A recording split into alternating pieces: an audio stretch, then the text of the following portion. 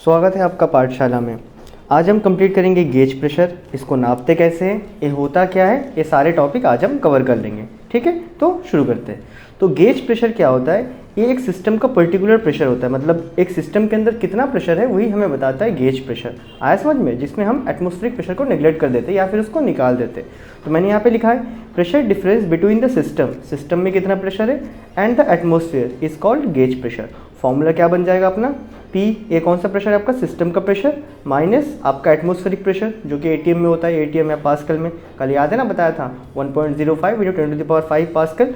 उसे हम माइनस कर देंगे तो हमें जो वैल्यू मिलेगा उसे हम कौन सा प्रेशर बोल देंगे? उसे हम बोल देंगे गेज प्रेशर। क्या है, बातें क्लियर है हमें? तो ये होता है गेज प्रेशर। ये क्या होता है? कोई एक सिस्टम का पर्टिकुलर प्रेशर होता है और इसमें हम क्या करते हैं, जो अपना जो टोटल प्रेशर आ रहा होता है ना, जो टोटल प्रेशर आ रहा होता है, शो कर रहा होता है, उसमें से हम क्या कर देते हैं, रोज मतलब अपना एटमॉस्फेरिक प्रेशर को माइनस कर देते हैं। तो सिस्टम एंड एटमॉस्फेरिक प्रेशर को अगर हम माइनस कर देंगे तो हमें जो प्रेशर मिलेगा, जो इफेक्टिव प्रेशर है, उसे ही हम बोलेंगे गेज प्रेशर। यहाँ तक हमें बात क्लियर है? अब एक इंपॉर्टेंट बात, कल मैंने आपको बताया था कि दो चीज़ें हम यूज़ करते हैं, एक है बैरोमीटर और एक है मैनोमीटर। तो बैरोमीटर मैंने कहाँ बताया था? बैरोमीटर का मेन काम क्या है? बैरोमीटर से हम लोग बेसिकली कौन सी चीज़ें नापने वाले? बैरोमीटर से हम नाप लेते थे एटमॉस्फेरिक प्रेशर। आया बात है समझ में? यहाँ तक हमने कल बात किया था। अब जो गेज प्रेशर होता है वो हम किससे नापते हैं? मैनोमीटर से। और याद रखना, ये जो गेज प्रेशर जो भी नापते हैं मैनोमीटर से, इन्हें हम कहाँ बेसिकली ना, फ्लूइड, जो भी फ्लूइड है ना, जैसे अपना कोई फ्लूइड फ्लो हो रहा है, लिक्विड वगैरह फ्लो हो रहा है, फिर कोई गैस फ्लो हो रहा है, तो उस केस में हम मैनोमीटर यूज़ करेंगे प्रेशर को नापने के लिए। अभी आगे देखते हैं। अभी हमारे पास जो हम लोग जो मैनोमीटर यूज़ करते हैं वो दो तरह का मैनोमीटर है। एक तो है ओपन ट्यूब मैनोमीटर, दूसरा है क्लोज ट्यूब मैनोमीटर।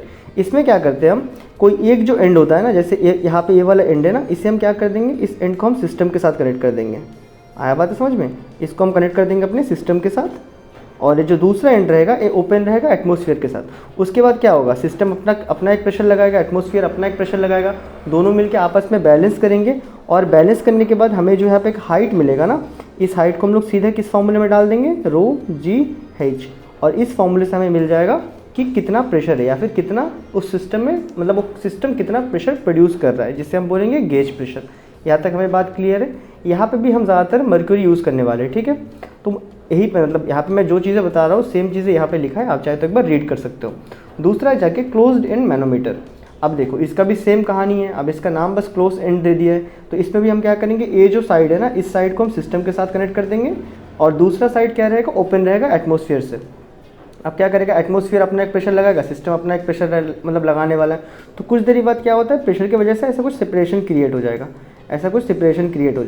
और जो सेपरेशन क्रिएट होगा तो हम इसमें पता कर सकते हैं ना कि ये जो हाइट कितना है, ये जो हाइट आ जाएगा ना, ये सब जगह फ्लूइड से भरा होगा।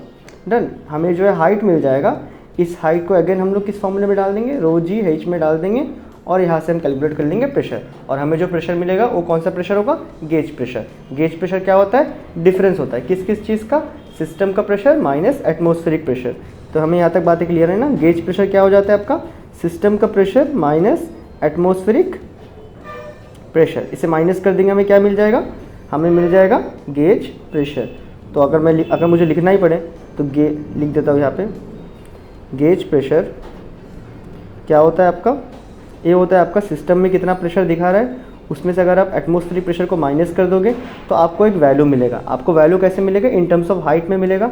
अगर आप उस हाइट को यूज़ कर लो और उसको रो और जी से मल्टीप्लाई कर दो तो आपको उस पर्टिकुलर प्रेशर का वैल्यू मिल जाएगा।